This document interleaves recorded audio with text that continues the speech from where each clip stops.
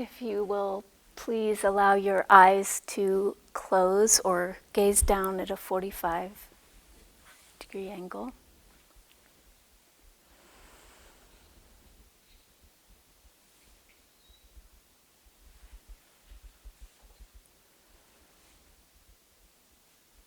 Again, if you missed the instruction in the first sit,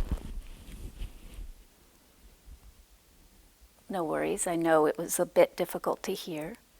Could you raise your hand if you're not hearing me well now?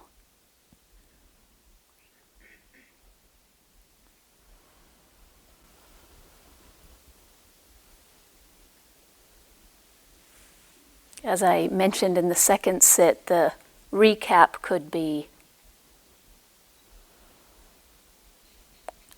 allowing the mind to rest in the heart.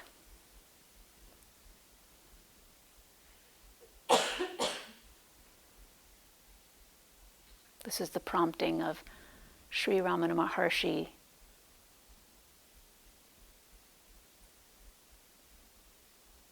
We could also say allowing the attention to sink in its source.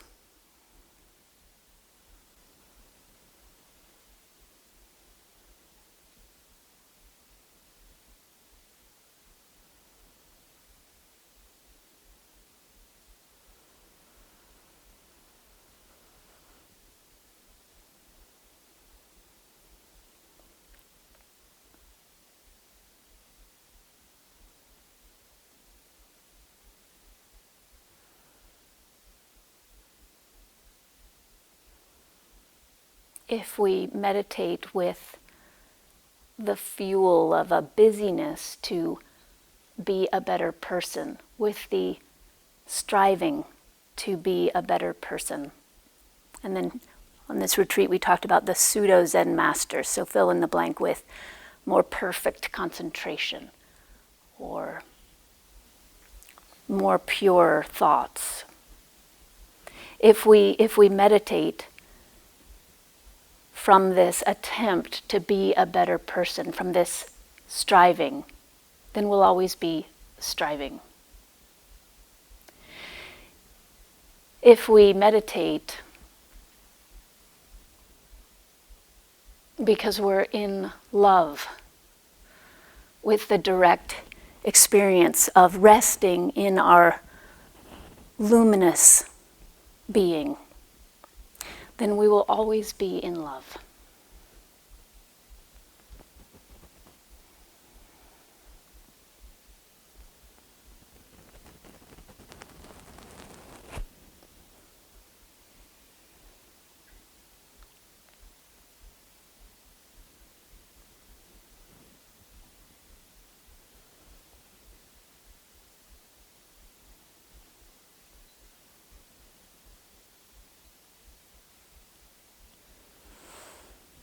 Thank you.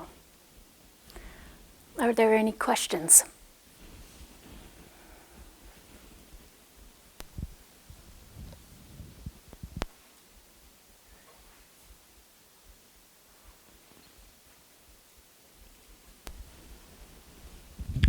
You said rest in the heart.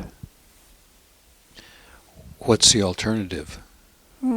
Like, where else might we rest? Correct. Well, tell me a bit, if you would. Would you mind saying your name? Would you mind telling me your name? My name is Dainan. Hi, Dainan. Did I say it right? Yes. Okay, great.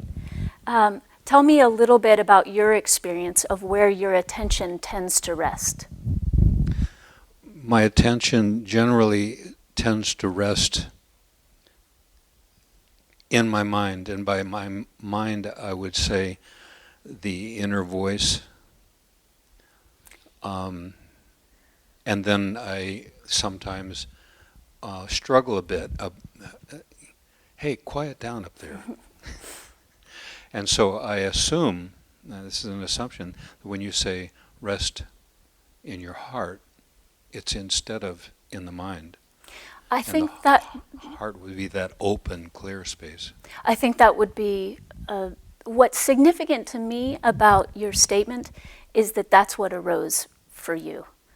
That's very significant to me because that suggests that to me, a type of medicine for you in your practice right now would be to notice when there's a conditioned tendency to have the mind be busy, and then does anyone know that experience in practice where you're sort of,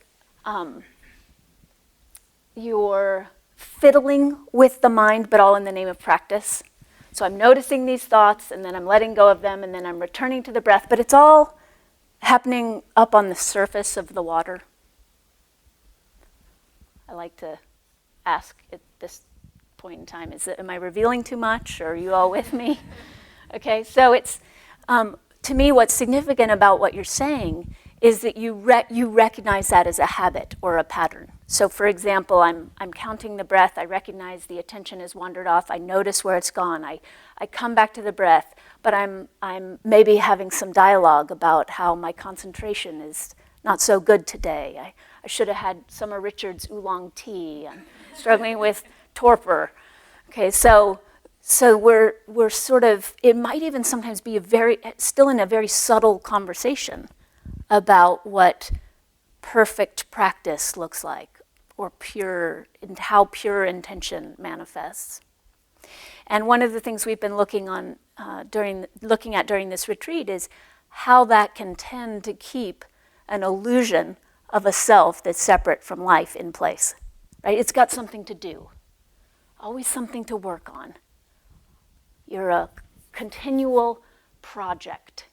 Now it's in the name of someday. How far away is it? It's like that carrot. Someday, your true nature will be available to you. Now that's not inherently implied in this approach. I'm merely speaking to some of the things that were conditioned. Some of the places in my own practice I can see that I've been conditioned to struggle along the way. So constant refinement, constant work. And as you point out, that's all happening here. So to go back to your insight, there was something significant for you about recognizing that what we're returning to doesn't live in that same domain. Mm-hmm. Would you like to say more about your experience of where it does live? That's a good question. I can't say where that space is because it's every place. It's every place. That's a very important point about it. It's not, even to say the heart, I always like to mention the heart of awareness, because if you were to think, oh, okay, mind's here, but the right place to be now is the heart, so I've got to sync the mind to the heart. It's not located like that, is it? No. It's I've experienced it as an open, clear space. It's always there. It's just that I get hung up in internal thinking. If I recognize that and let go of it, I can always return to that open, clear space because it's always there. So that, I think, the heart instead of the mind. Yes, this open, clear space is always there. To me, what you're describing is that when you get identified with the conditioned mind, you think you leave that space. You perceive that you've left what actually can't ever be left.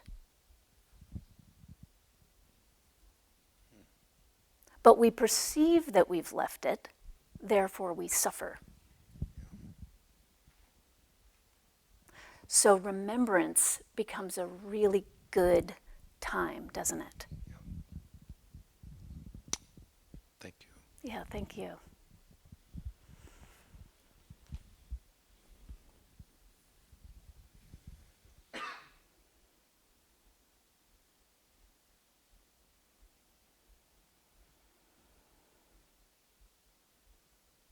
And I think it's important to acknowledge remembrance can be a deeply joyful time.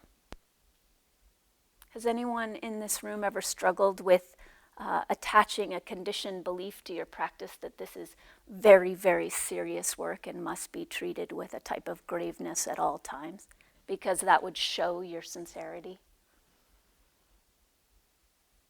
Not bad, not wrong, just helpful to see what we hook to practice. And it's kind of funny, isn't it?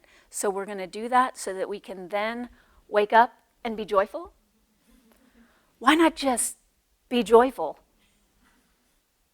Why not know who we are and then give a tremendous amount of commitment, dedication, love, and attention to aligning our life with that deep recognition?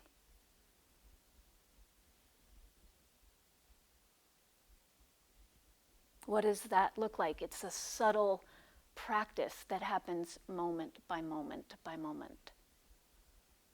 How am I living my deepest love and understanding? How is my life in service to my deepest love and understanding? And what gets in the way? What tends to veil that understanding?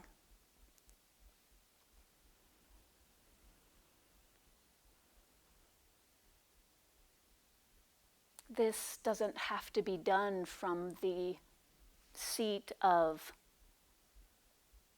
striving. It could be done from the recognition of our love, from love. I hope that my expression in the world can be the freest and most inviting form of love. I hope that understanding can be received as love. So what does it look like to dedicate ourselves to that? Will we be able to access that through identifying with the inner critic and berating ourselves for not being better meditators, or what? Who's had a beating already this morning? Anybody? Anybody willing to name something, a voice that you heard in your mind? Perhaps it felt believable, perhaps not. I haven't been here in a couple of months, and so. Should we pass the mic? Thank you. I just realized I want to make sure everyone can hear you. Can you tell me your name? Carrie. Carrie. I took a beginner's mind retreat last year and started coming on a regular basis, and of course it did a lot of good. Oh, sorry. So you did a beginner's mind Yeah, retreat. I did a beginner's mind, and it really opened things up. And I've been practicing at home, but I haven't been here in a couple of months. So the berating was, you know better. This helps you maintain that space. And so the beating up was, yeah. How long would you say that particular narrative has been going on? I know exactly when the beating of it was going on, and that is because since the beginning of January. Okay. How helpful has that beating been to you? Not at all. I'm not sure how I could escape the beating. My partner had a health crisis and was on oxygen. And so I got to the point where I was even afraid to leave for a couple of hours to come this far. I live here in Clatskanie. Yeah, I don't know why that had to be a beating on me. I don't know. Can we pause and acknowledge just how sad and tragic that is? Someone in my life is struggling, and I'm out of pure love and dedication. I don't want to leave that person for long periods of time. Rather than having an internal compassionate mentor speak up and acknowledge the sincerity of your dedication, you're instead met with, you know better. It's just unkind.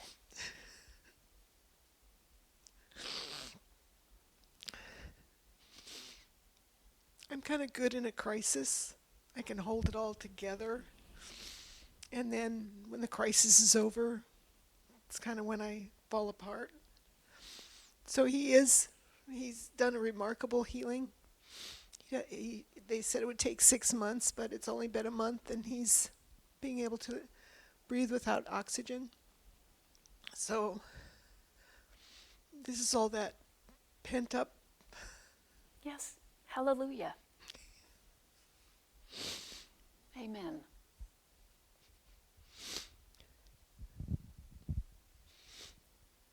It's very important that we can allow ourselves the space to see clearly, and what you're experiencing right now is clarity about that process and the letting go of everything that you describe as pent up.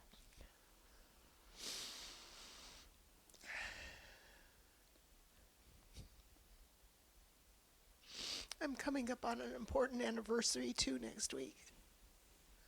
Would you like to tell us about it?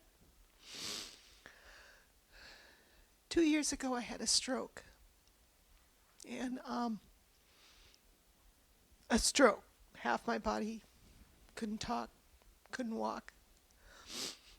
And that's why even the walking meditation today was so joyful for me. But that's the point. I've gone through a rebirth. I've gone through the 2 years.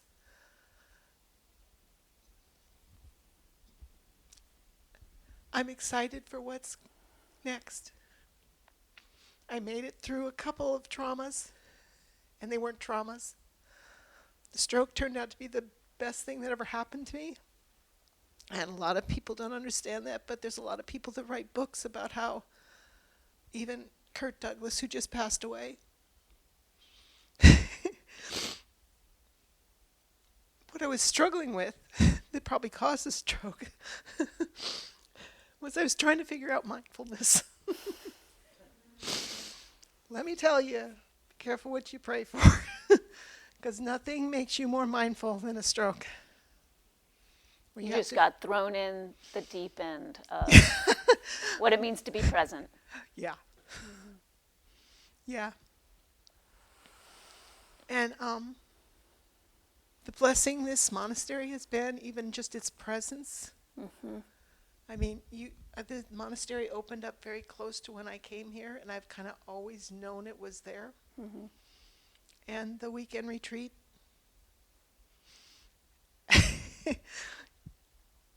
I now can meditate easily at home for half hour, 45 minutes.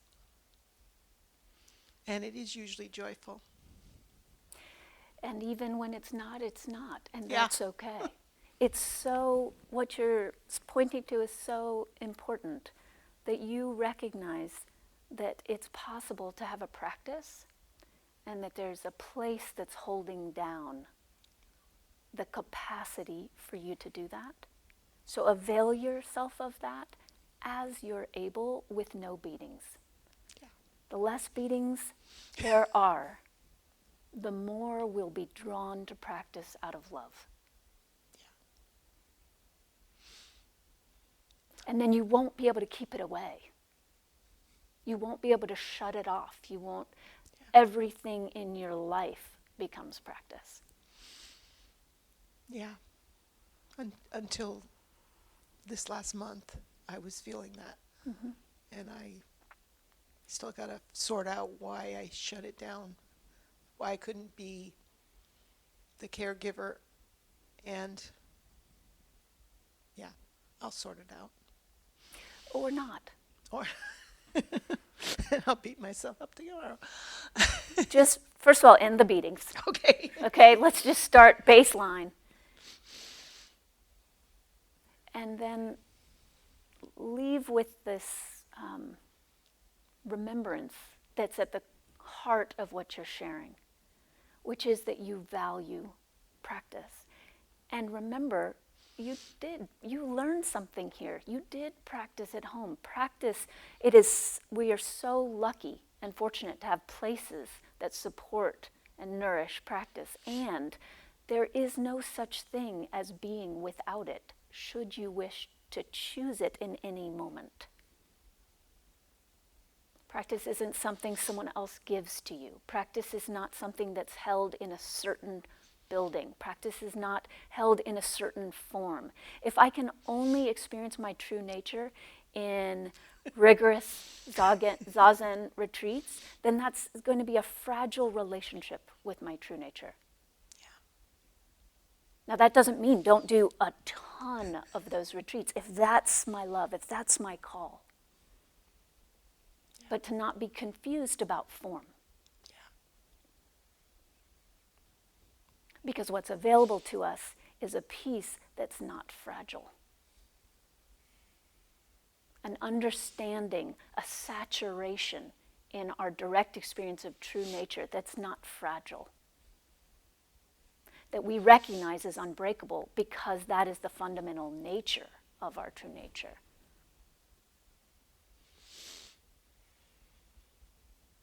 Thank you. Thank you.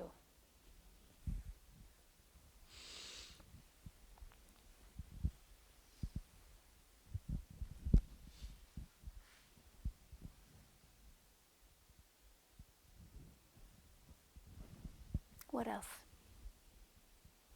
Please.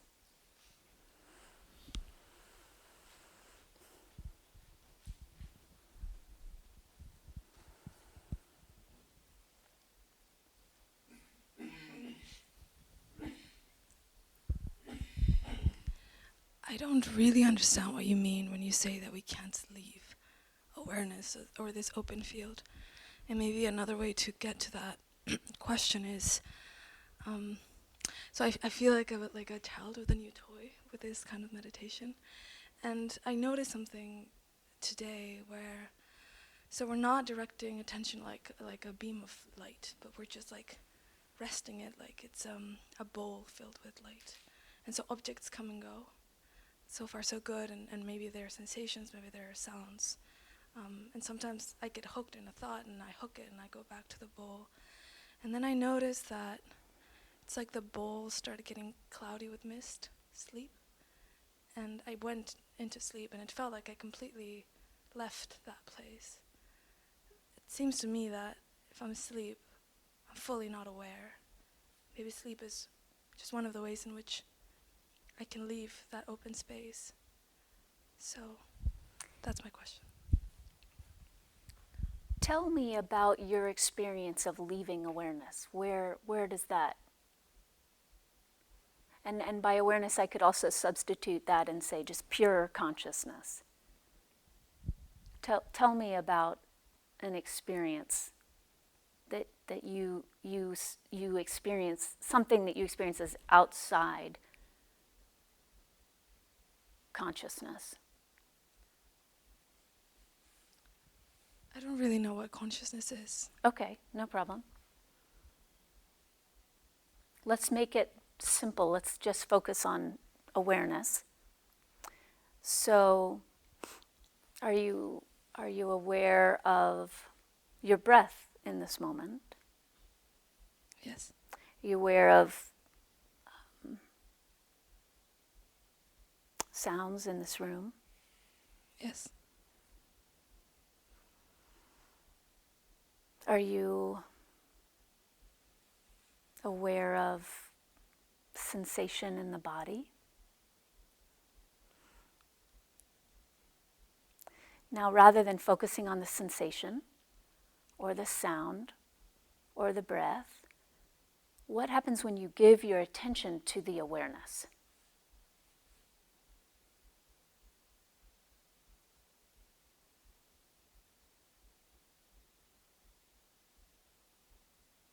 Good.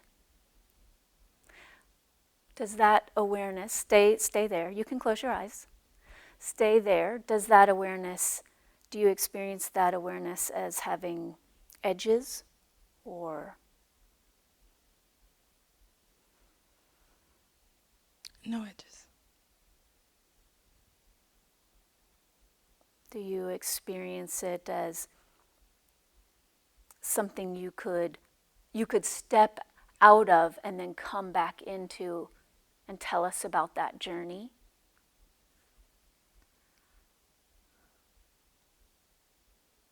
Maybe. Try to leave awareness now. Close your eyes again. Well, if I could have power over my sleep, then maybe I could. So how do we know? How do we know? This is a real question for you to explore. How do I know, how do you know that when we're in deep sleep, we're not actually just resting in awareness as awareness, that we've been completely divested of objects? So there's no longer attachment to sound, breath, sensation, story from the day, the inner critic.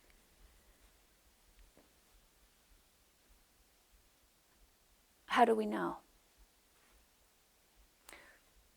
When you wake up from deep sleep, how do you tend to feel?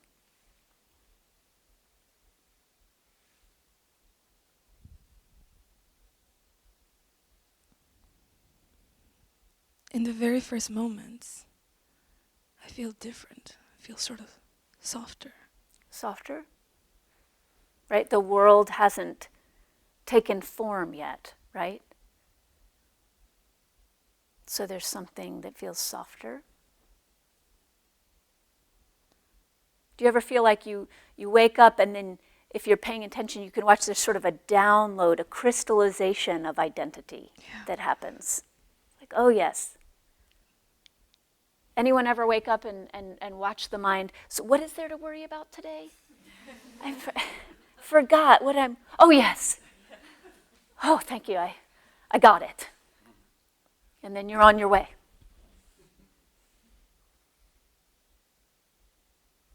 What other ways can we watch identity crystallize? Worry is just one thing. What else happens? I remember my name. This is who I am. I hate broccoli. Or whatever, right? Responsibilities. Here are my responsibilities.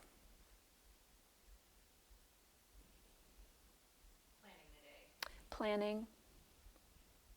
Getting things set up. All activities which reflect identity. Not bad, not wrong. But you're describing that little space before all that happens.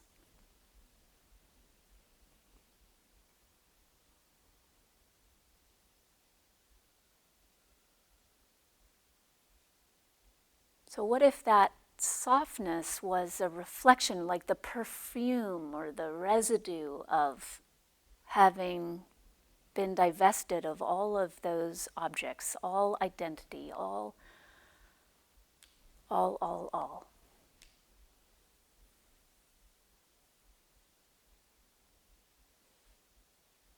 It's a place worth exploring, isn't it?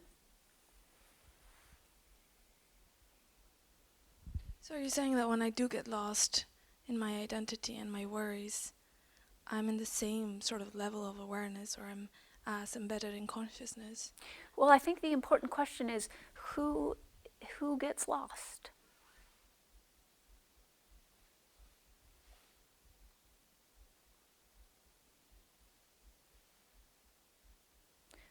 Who gets lost in the world of objects? Who gets lost in thinking mind? Who gets lost believing that everything the inner critic says is true? Who gets lost in hating broccoli?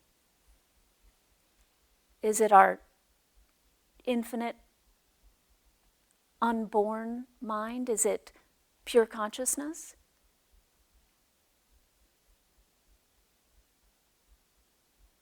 Does our true nature travel on a journey of getting lost, but then through our hard work, it gets somehow magically put back into form? Well, that was definitely what I thought. That's why I'm here. I never thought about it in those terms, but yeah. It's really worth exploring, isn't it? So just because the clouds pass over the sun, is the cloud going somewhere? I mean, is the sun going somewhere?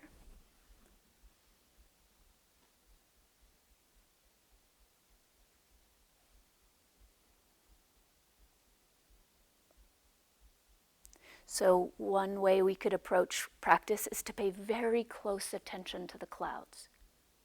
Ah, this is veiling the light of the sun. Ah, this is veiling the light of the sun. Ah, this form is in the way of the light of the sun. How grateful we are in practice. We could see that. Another approach could be, I'm just going to go straight to the sun.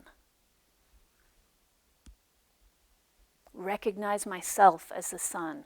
Sit in the light of pure being, pure knowing, the knowing of awareness.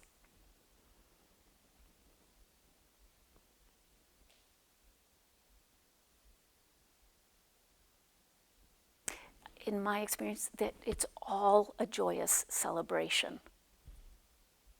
All forms, all opportunities to know our true nature, to be knowingly our true nature. Tending to the clouds, noticing, being aware of clouds, but knowing the clouds themselves. What could they be made of other than the same suchness that makes the sun?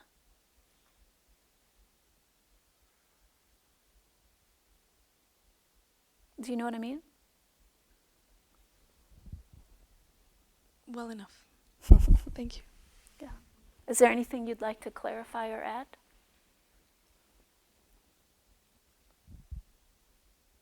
So much. But I'll be patient, and I've had my meal for today. Thank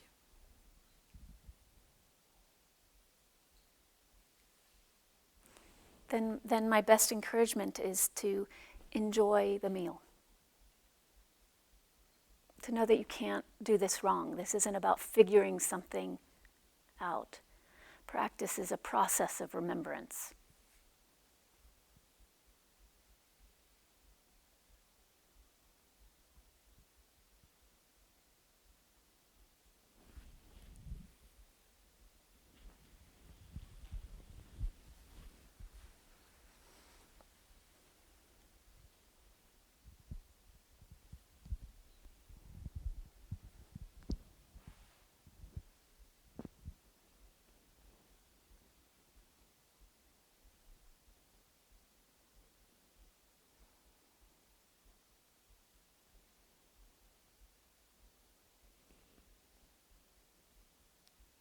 Would anyone else like to share?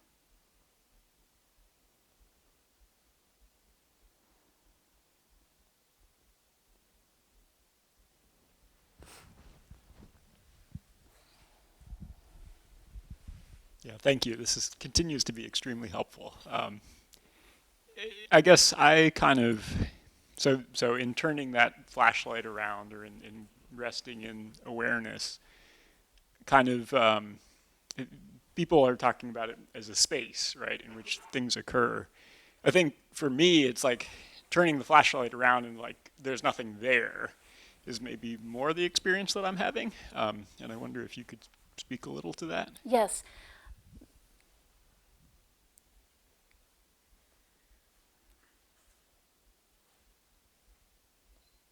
Going to play a little bit with that. So again, just to go back to, I wonder, it feels like there's nothing there to who or to whom, whichever is grammatically correct there. Yeah, I mean, I think it's more that the whom is there is none. Like, yeah. Yes, here's my point. I was trying to support you in having a direct experience rather than just say what is arising for me, but I'm just going to say what's arising for me. So what's arising for me is the recognition that to the illusion of a self that's separate from life, it can feel like nothing. This colorless, empty space, and that nothing to identity is threatening. It's not the thing I want to run towards. And we know this is true because look at our conditioned world. How much are we avoiding this? I love the quote. I apologize that I can't remember who said it. All the world's problems are created by man's inability to sit in a room alone with himself.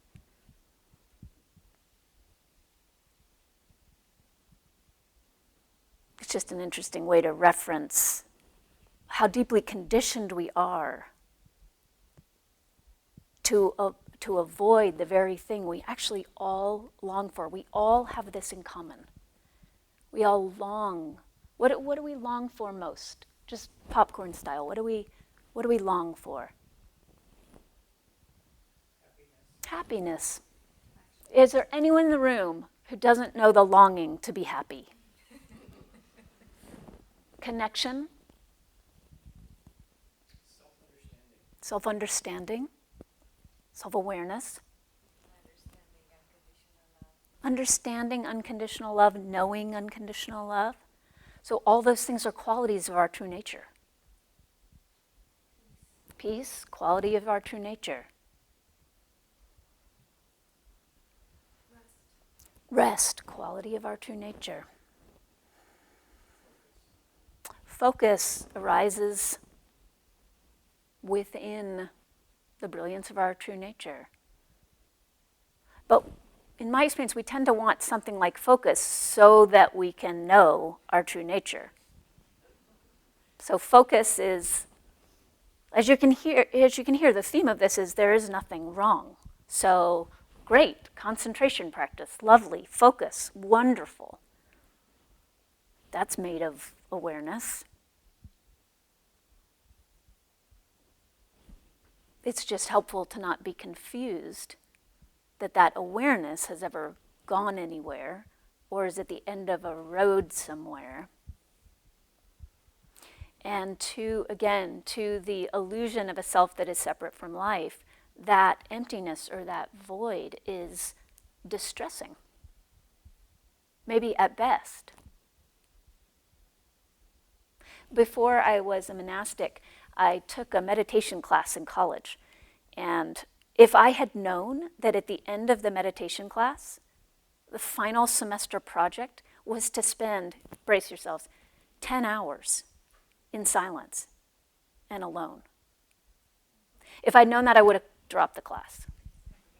It was a horrifying, when I found out that that's what the assignment was, I was horrified. It was deeply threatening to me. And I'll never forget it because this was in a college course, so there was a grade for the meditation class. So I wrote a paper about my 10 hours of silence. And I got like a B or a C or something.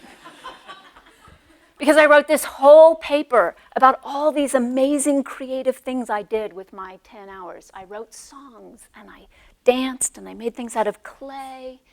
And I did all this amazing stuff. And then I wrote about a sentence about finishing the 10 hours of silence. I had never, that I know of, had 10 hours of silence unless I was sick and sleeping or something. So at the end of that 10 hours, at the end of that paper, when I'd made all these amazing things, there were a couple sentences about what happened in the shower. And it was I just wept and wept. And I felt sort of broken open. But I spent 2 sentences on that. And I was yeah, the end. And to this day, I can't even remember that teacher's name, but I hope someday I figure out how to track him down. Because to this day, I'm grateful. Because I was I'm grateful that they didn't give me an A. Because, I like to do things right. I thought I'd written this great paper, made all this cool stuff, and then I got this like B, or again, maybe it was even a C. But I was like, well, what is up with that? I didn't even talk to anybody. I followed the rules. But the teacher was trying to, what I take from it now, was the teacher was pointing to, there's something you're avoiding.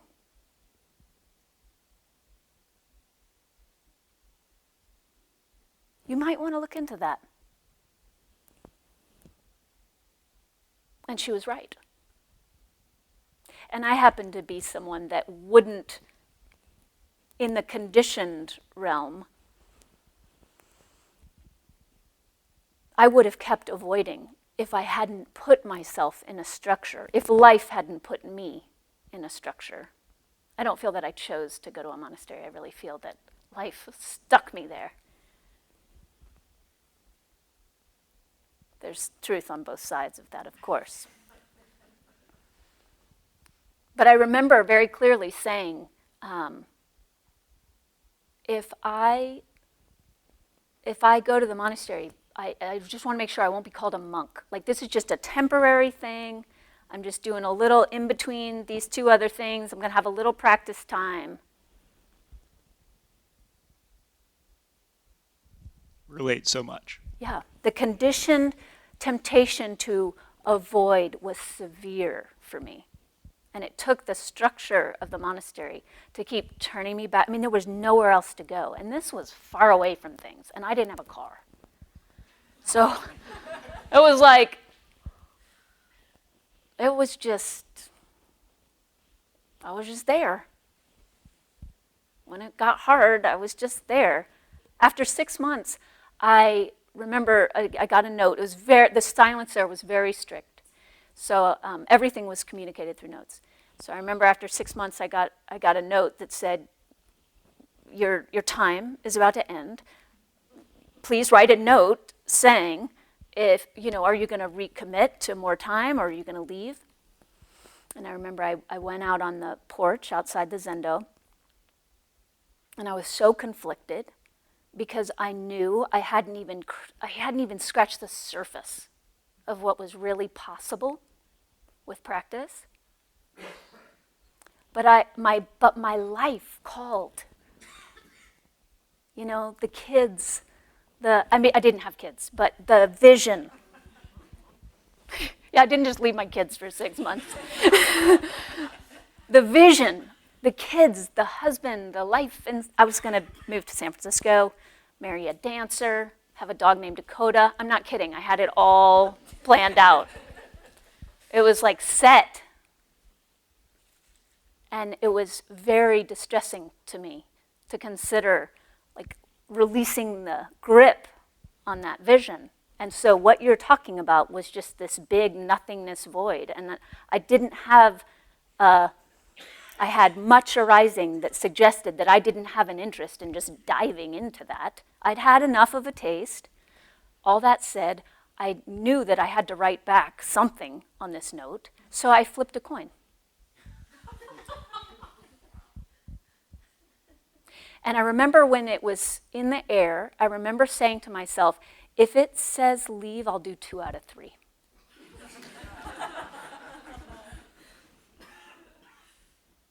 And it said stay. And of course, at that moment, I didn't need to flip it again. I'm glad it landed that way. So thank you for being here. Me too. Me too. I'm so sorry. I think I've run us over our time. I was going to give you another couple minutes here. This is called Great Vows in Monastery. And given all that you've said, in the context of that, what's it about? What's the intention? Uh-huh.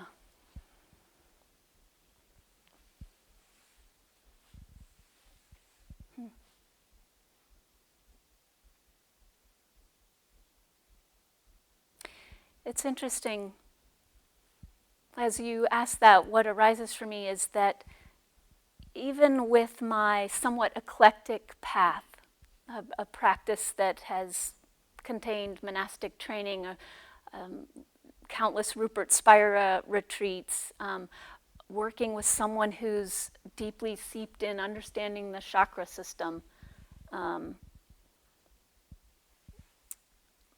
I can say that my vow's always been unchanging, and that the vow to end suffering and support others in ending suffering out of gratitude, repaying a debt that can only be repaid with the same coin, that to me is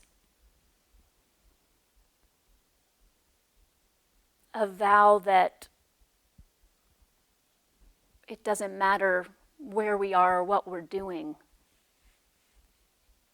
It's a commitment that when we make it will shine through everything we do.